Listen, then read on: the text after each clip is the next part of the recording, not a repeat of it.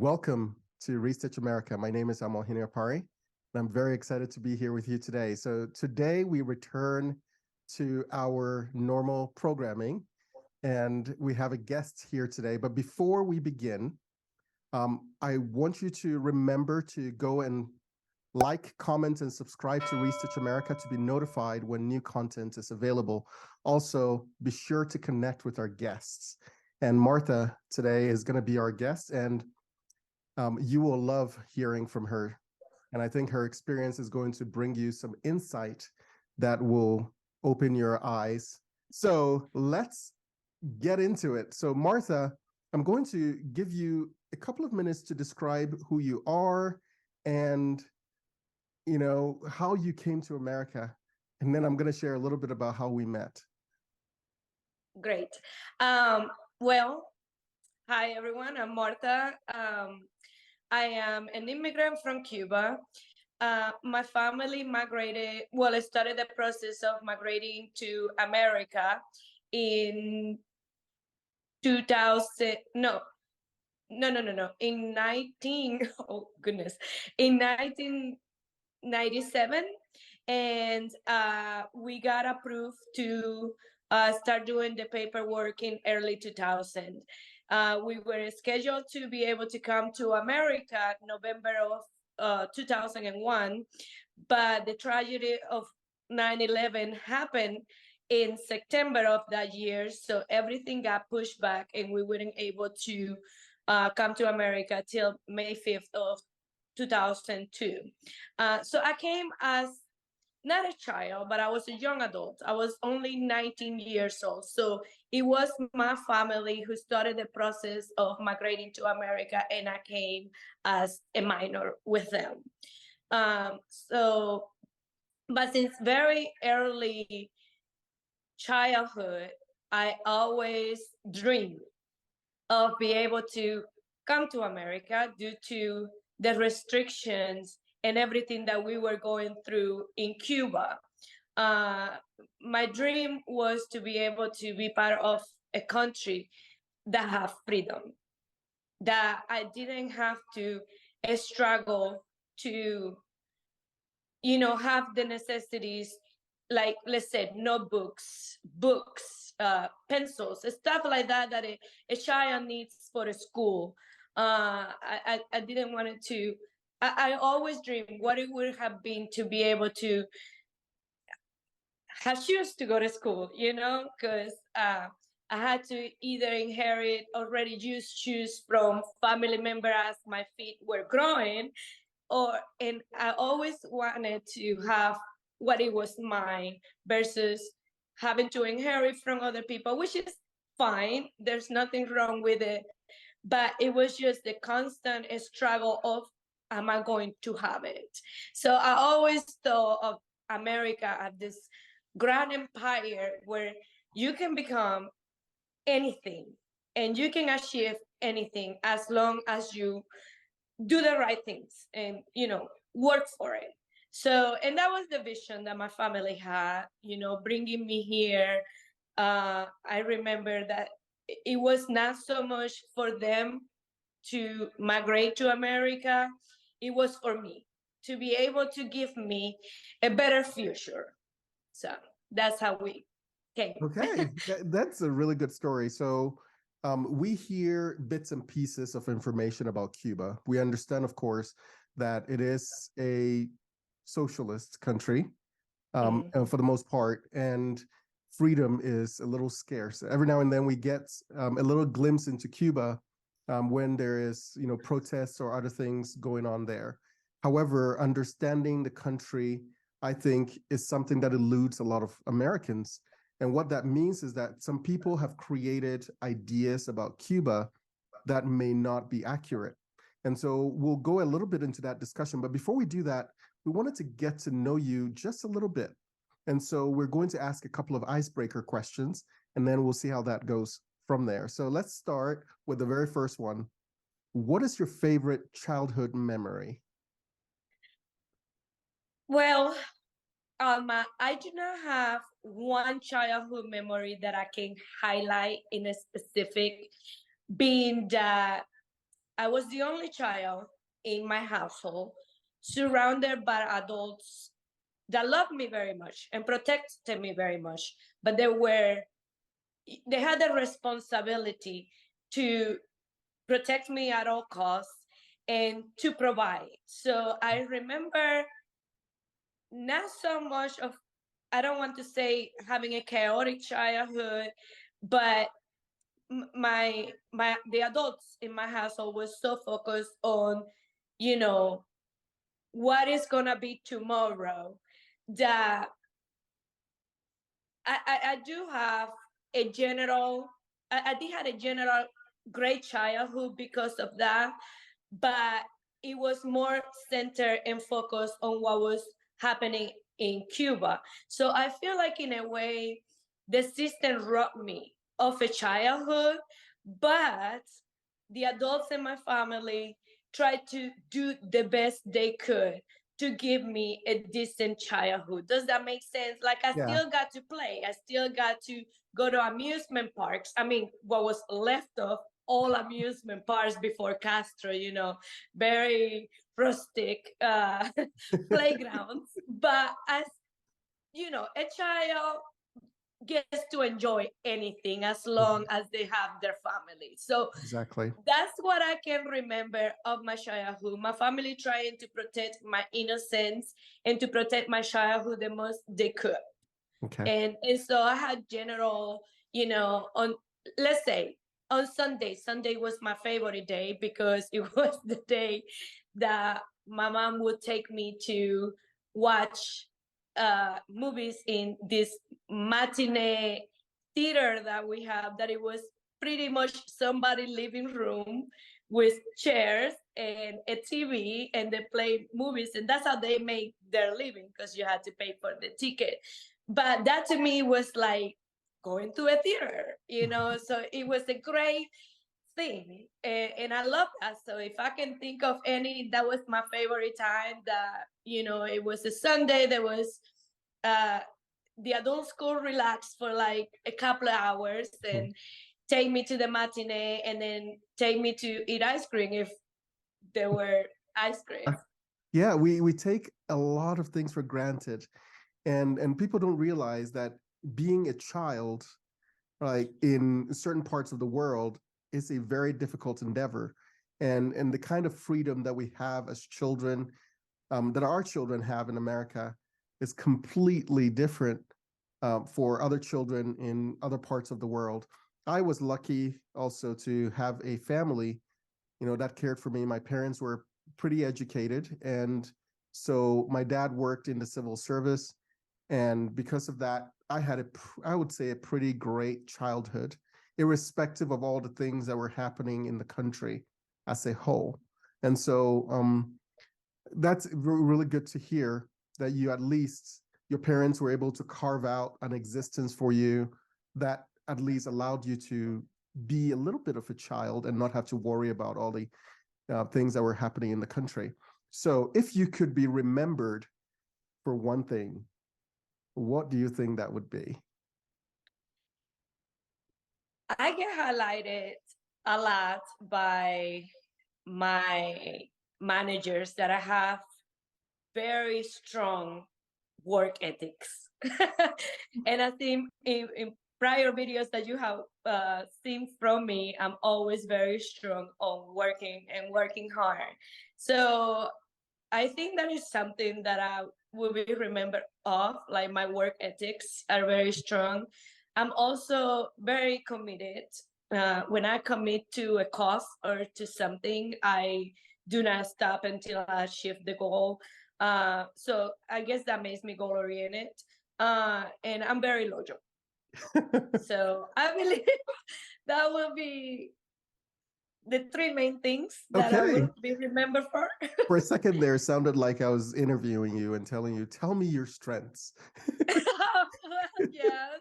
Well, I That guess is those cool. are my strengths and something that people always have highlighted about me. So That is I good. guess, That is yeah, good to that's what hear. people notice. All right. So I want to share a little bit about how I met Martha. And it began, I believe, and I don't know if you've heard the story, but it began when I think there was the COVID, what do we call it? The protests in Cuba were going on. And I watched as the media began to spin that story. So the people were holding American flags, and many people were saying libertad, and they were calling for freedom. And yet, when you listen to the media said, "Oh, this was just about how the government handled COVID," and they're not really calling for freedom, the kind of American freedom that we know about. And I thought that was complete, a fabrication, and we were denying the voices of the people in Cuba in favor of a narrative that was false. And so I saw a video where you responded to that sentiments. And then I also saw other videos of you explaining life in Cuba and kind of showing examples of what happens in Cuba. You showed, I think there was a video you showed the lines when, the food comes and people line up to go get food and things like that. And these were pictures that I'd never seen before. So immediately I saw that, I followed you and I said, I want to learn more.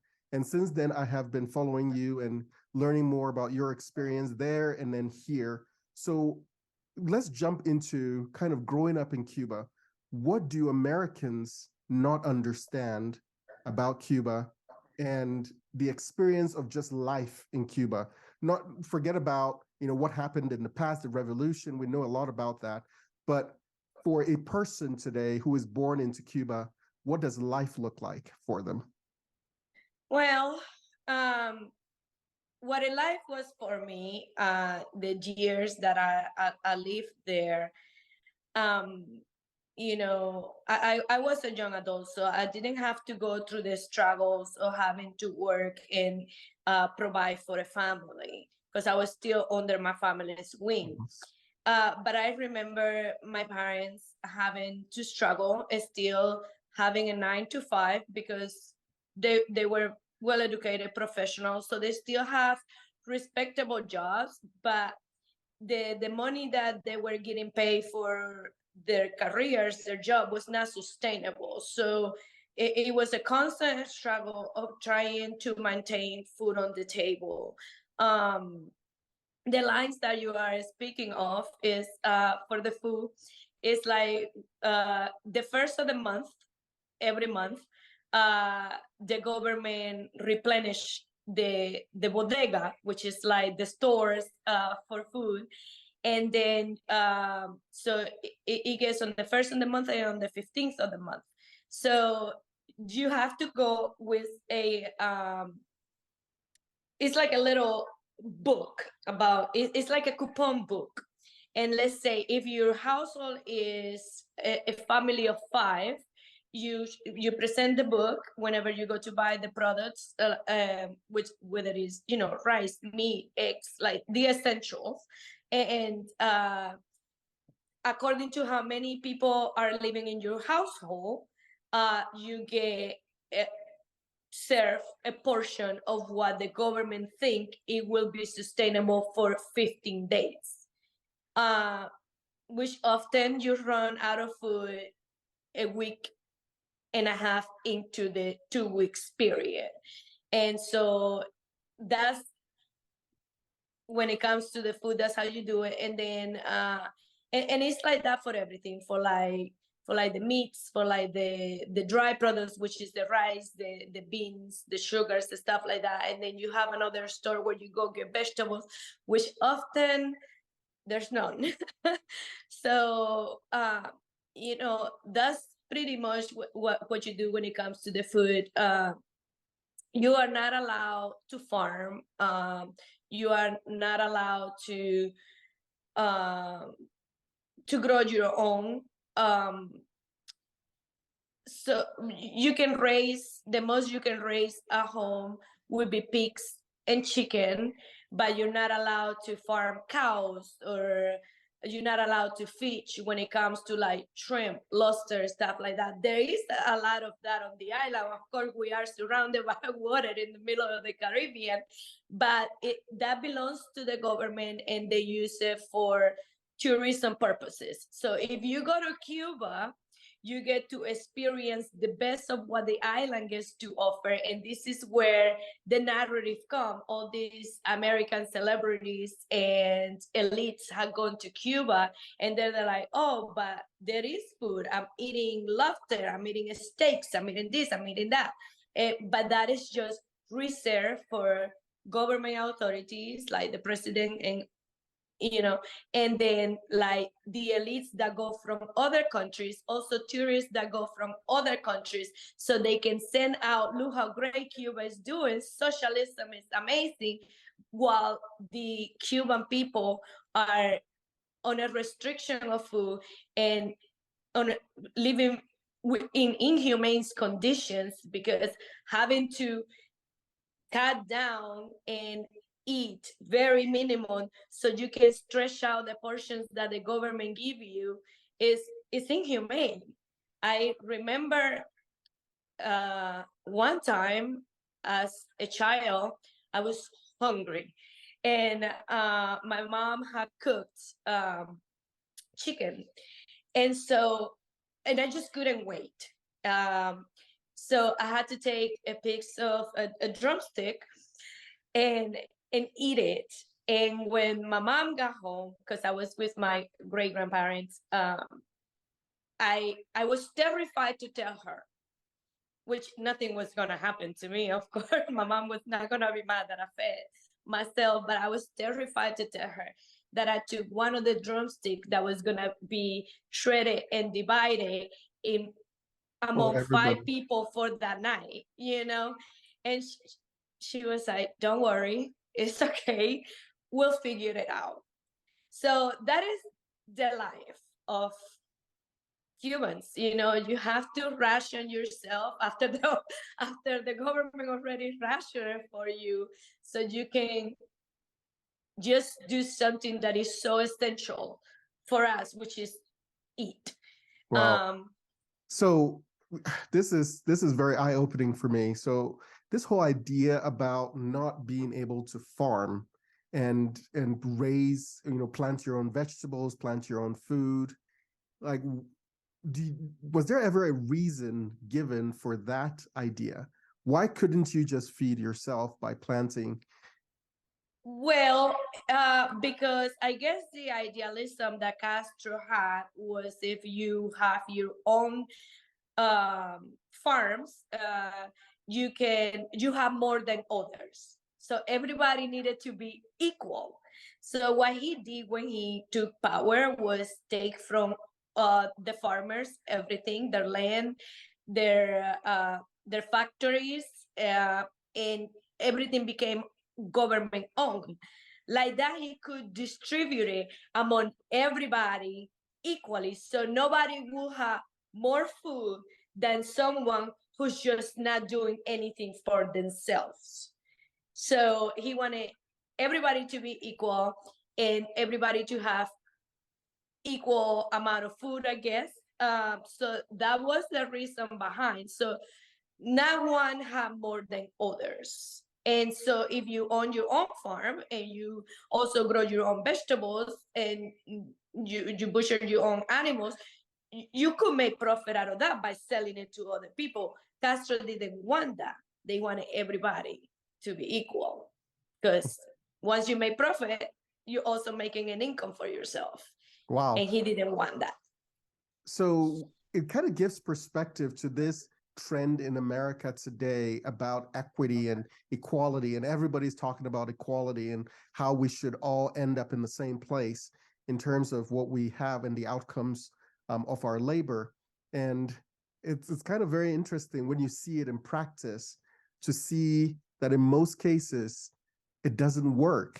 That anytime you try to suppress individuals to attain equality, you end up with creating misery for everybody and absolutely everybody down. He regulated something that is so essential for humans, to be able to bring that equality, and then everyone became equally hungry. And we were equally hungry, equally starving. I mean, if you see the videos that I had shared and the pictures where people are eating whatever they can find from dumpsters, from the streets, it's just heartbreaking. It's inhumane to see that is still up to this day, the successor of Castro's are still following those idealism and still putting them into, into place whenever, but they just try to brush it off. And the funny thing is that even though they claim this, goal of equality, the people who are at the top don't live like that, right? No, absolutely not. Exactly. If you see the president, the current president, which is Diaz-Canel, and his wife, they are living top of the line, just like any other world leader, very nice clothing, very nice footwear. They are going to the most expensive resorts and restaurants and eating and drinking and having a very lavish life. What the people under them, what the Cuban people are scraping what they can to survive. That is, wow. So one other thing we hear a lot about Cuba is that apparently Cuba has some really great healthcare. Like we hear it from people like Michael Moore. It's like healthcare is universal, it's free.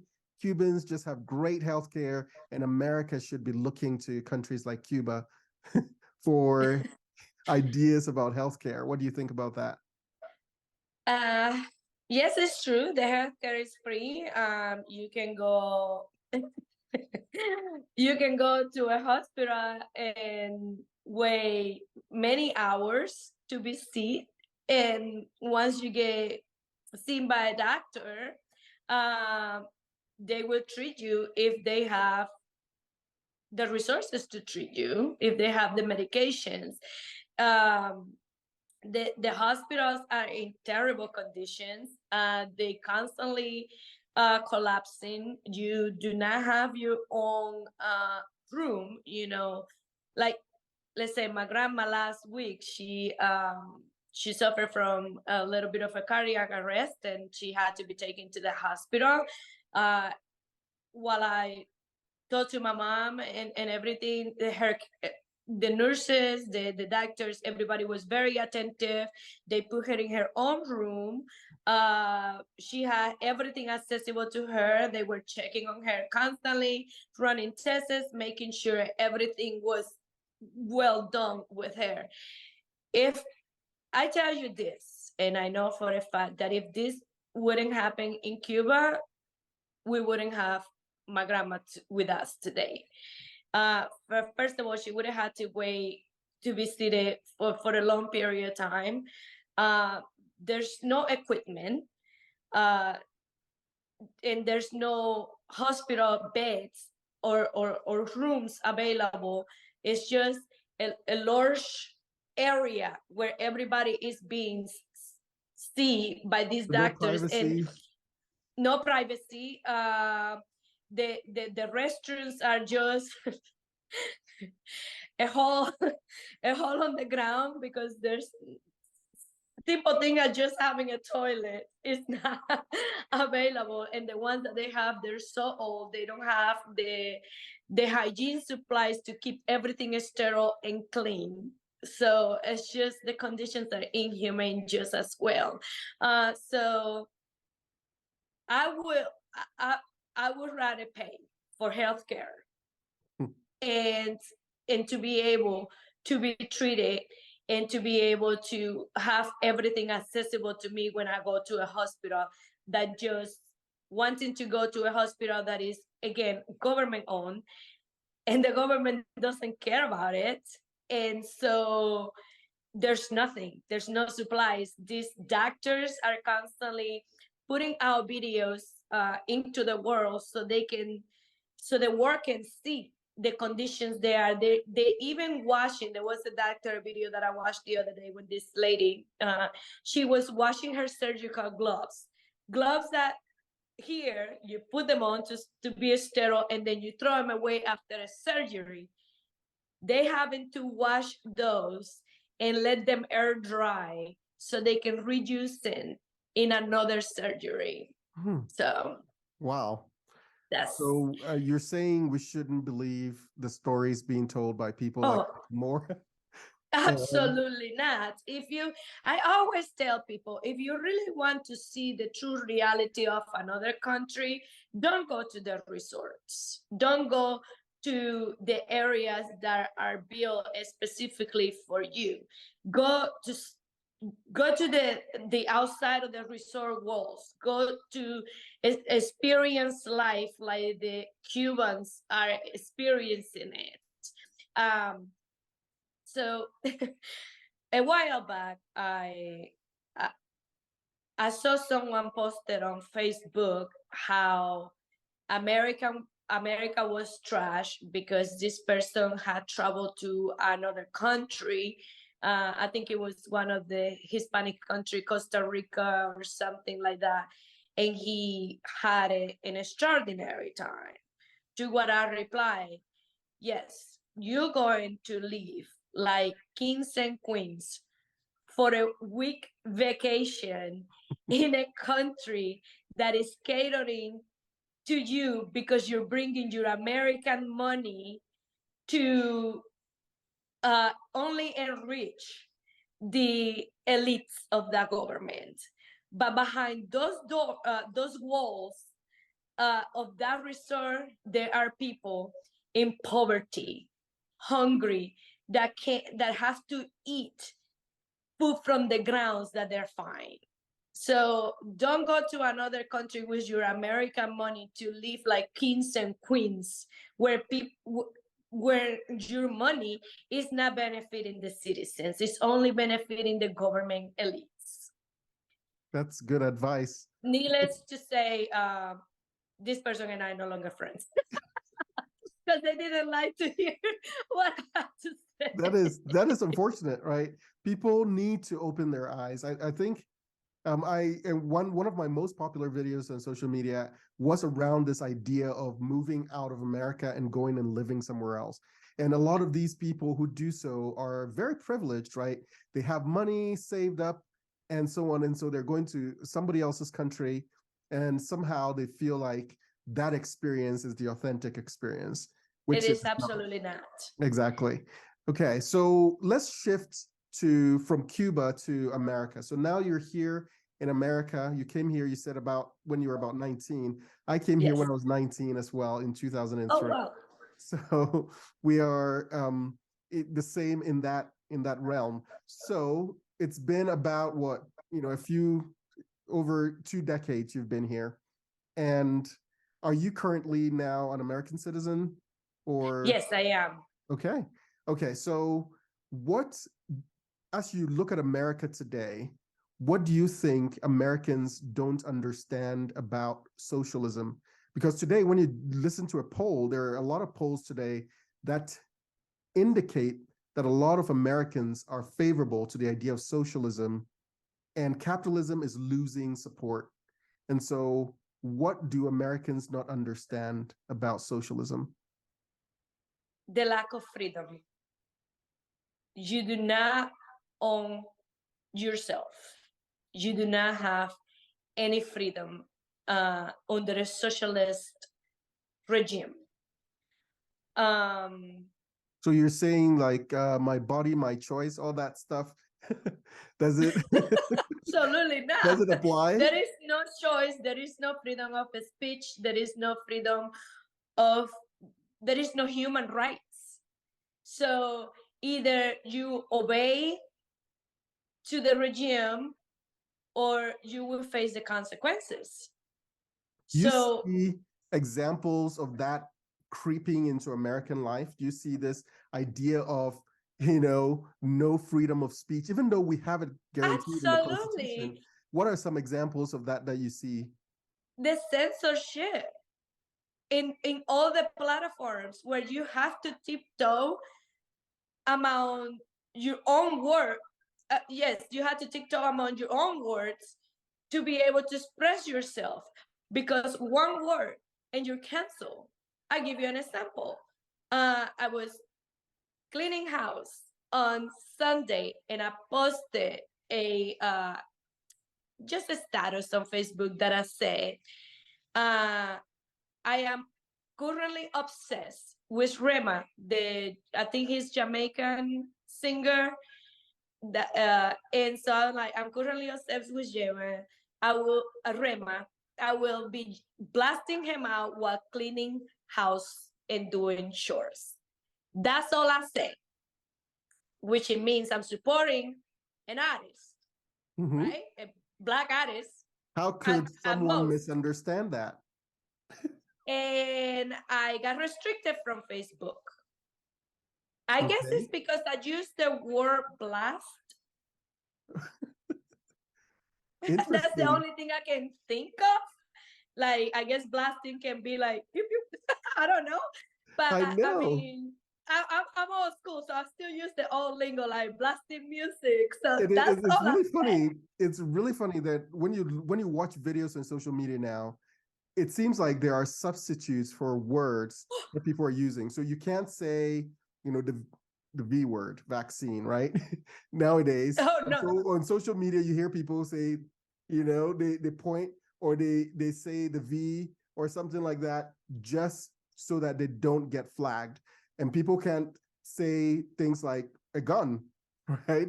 They have to use other words for that, and so on and so forth. So we're basically censored or being censored, and that censorship is growing. And so that's, I guess, what would you say to Americans who are embracing some of these ideas? That they need to step away from the mainstream media. They need to step away from the mainstream media. They need to start using their own resources to research. They need to speak to us. Yep. They need to find the immigrant in their community and speak to them. Listen to our stories. Listen to what we're trying to tell you. Socialism, communism does not work. It's an obsolete idealism.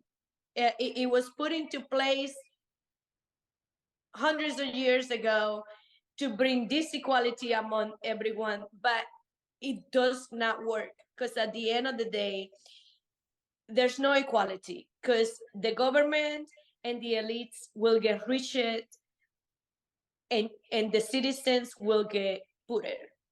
That's the only thing. So yes, there's equality among the citizens. Everyone will be equally poor, equally hungry. It's sad.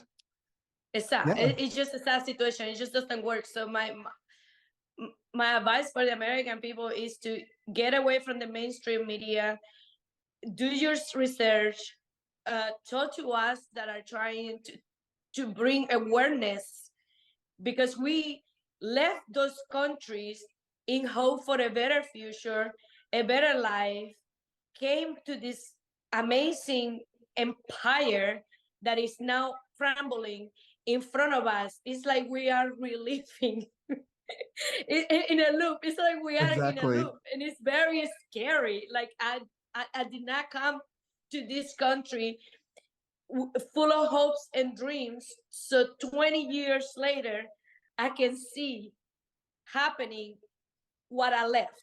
It's kind of like a PTSD. It's a trauma that I'm having to relieve. Wow, I've never seen it put that way, but definitely as an immigrant, I think our perspective is very important, and we need to begin to speak up. For a long time, I just became a citizen 2 years ago. I'm Congratulations. Towards my 2-year anniversary in June.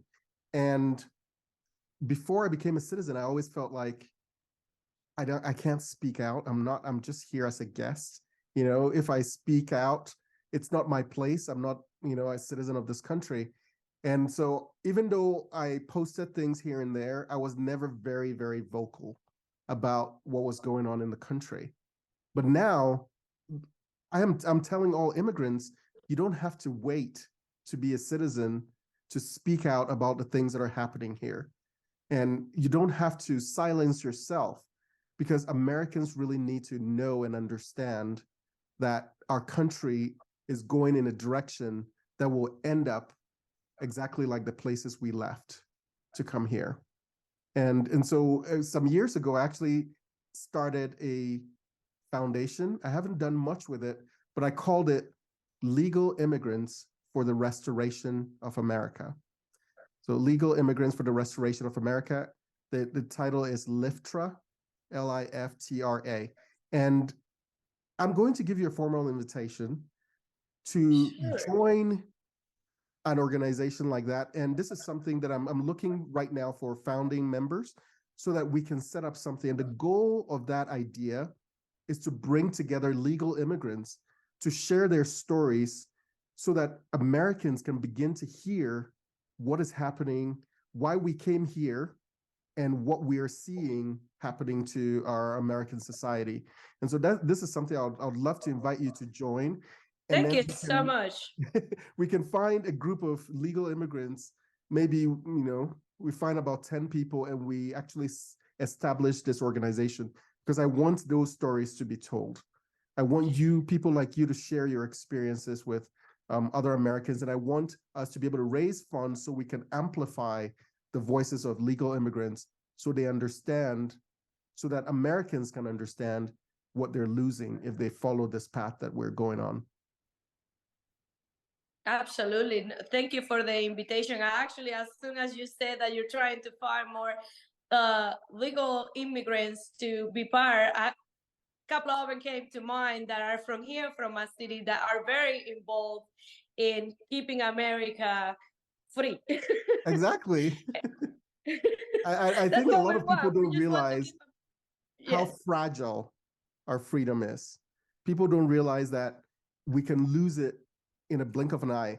And I believe what happened during the COVID pandemic gave us a vision into what could happen, because we went from a relatively free country and overnight we suddenly became something completely different.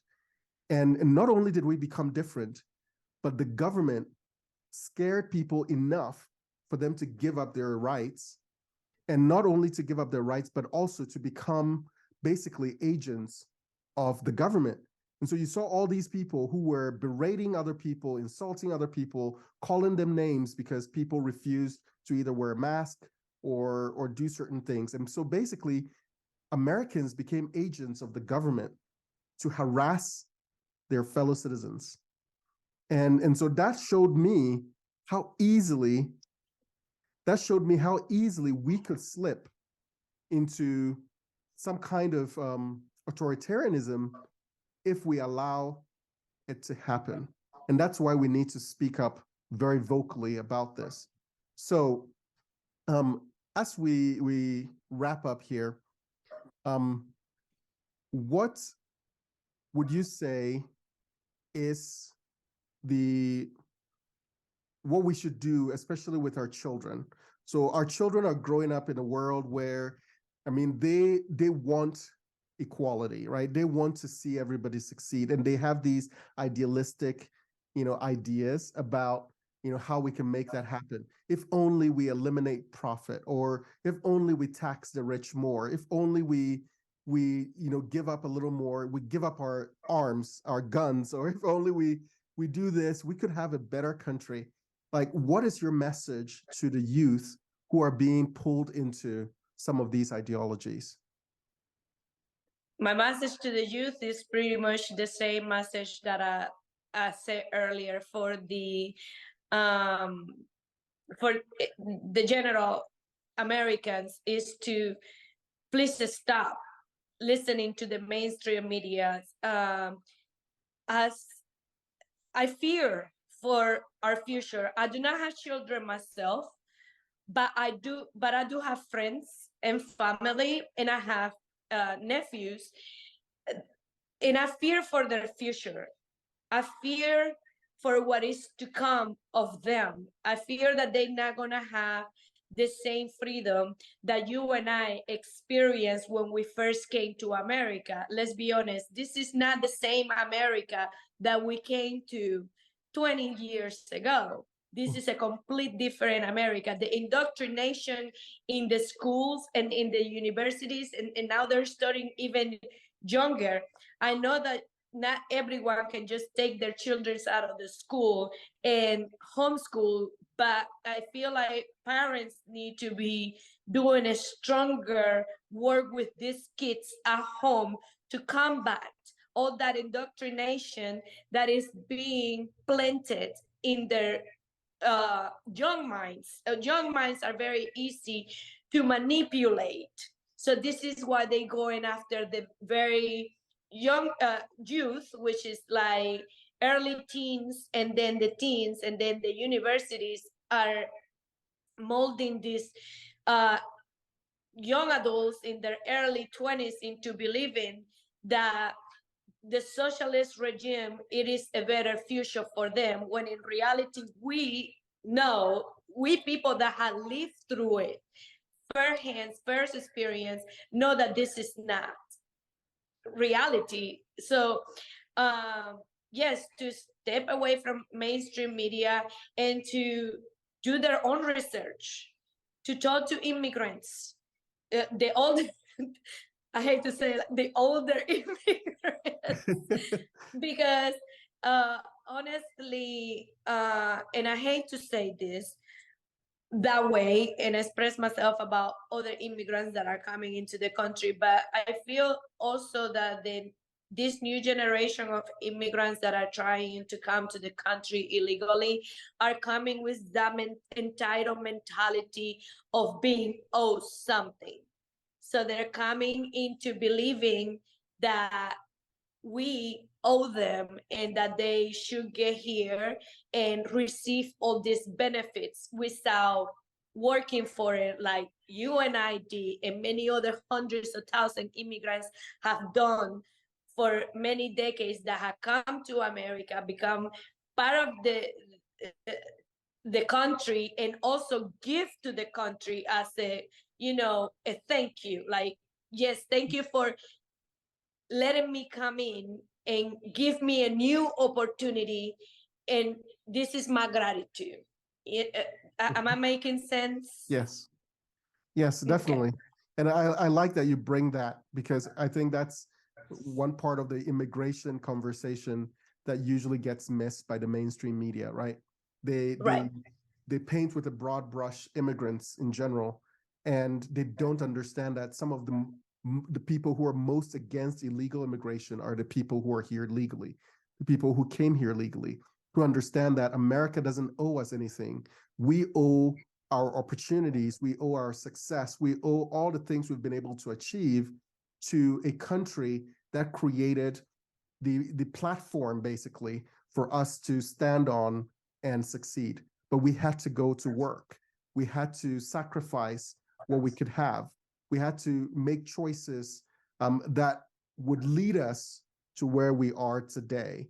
And so a lot of times, I remember I saw a video some time back where someone was saying, oh, immigrants have it easy because they get assistance here and there. I'm like, I don't know what you're talking about. I don't know what kind of assistance you're talking about. And so many of us had to work very hard under all sorts of restrictions in order to get where we are today. And we appreciate the country. And when we see the flag and we hear the national anthem, it brings pride. It brings this sense of, wow, this is the place where my dreams came true. And I think my goal, and the reason I created this show, is to help rekindle our patriotism, because we're losing that, especially among the youth, is to help people recognize that they're lucky to be Americans. They're lucky to be born in this land. They're lucky to be part of this society. And the greatest tragedy in America is people who don't recognize their potential, and how much is available to them and how much they can leverage that opportunity and that freedom to achieve the things that they want to in their lives. And if they want other people to succeed just like them, that they have the opportunity to do so, to bring themselves up. But not only that, to allow other people to use their resources to help other people come up as well. And so our country is not about making everybody equal artificially. Our country is about raising people up to their potential, Yes. right? And that's the thing that we need to fight for and protect. When you say they don't understand how much is accessible to them, it just came to mind the bare minimum simple things, like they don't know how privileged they are to have running water. Like you can just get up in the morning and open a faucet and you have running clean water. They don't understand how lucky and privileged they are to have electricity. To not have a government that regulates when you can and cannot have power.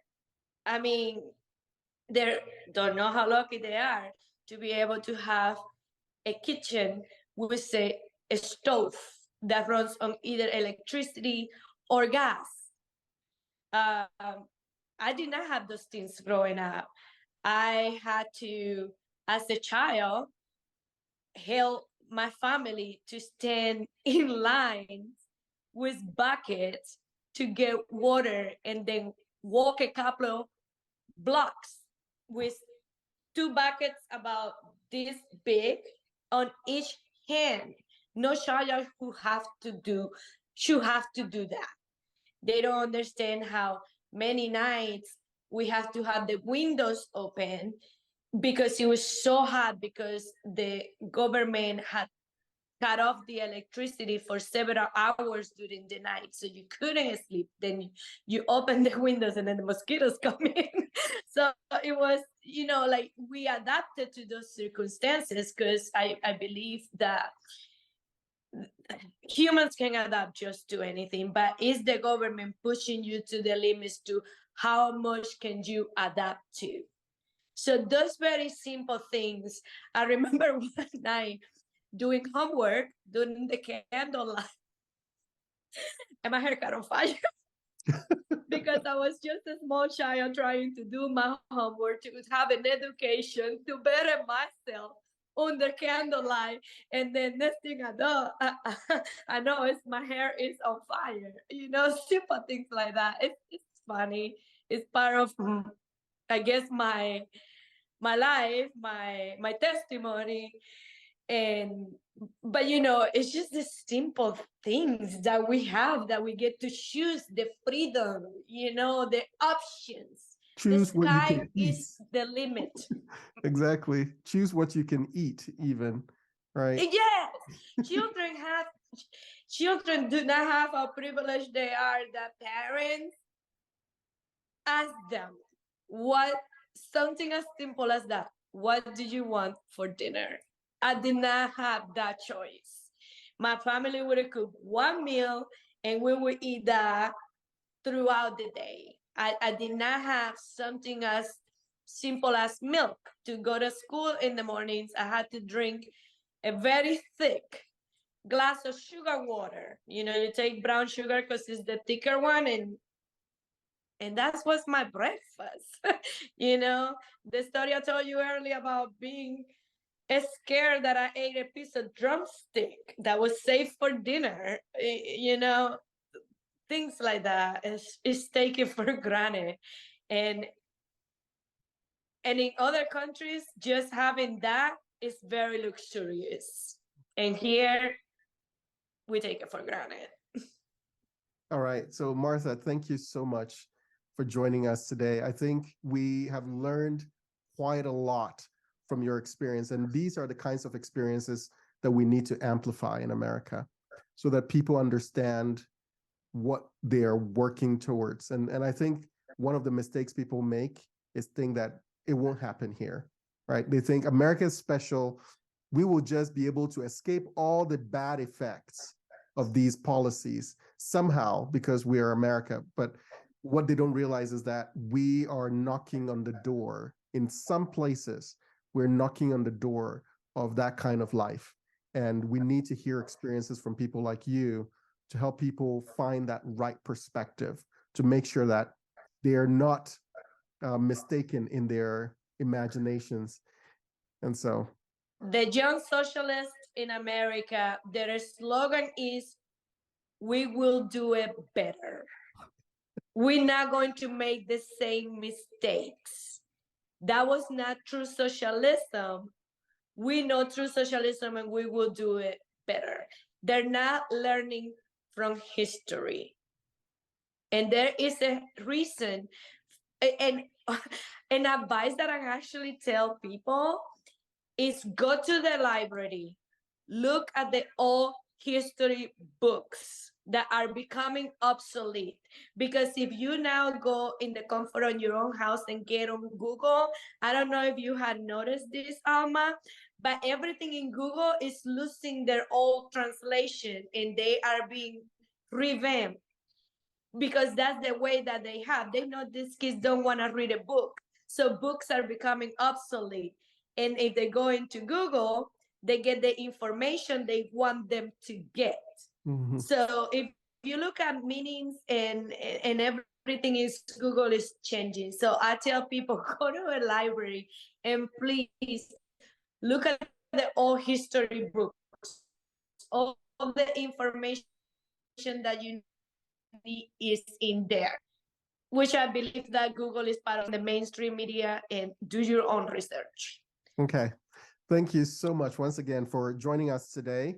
And to our audience, this was a great conversation. And I would love for you to share this far and wide. I know we had some technical glitches here and there, but all in all, share this information.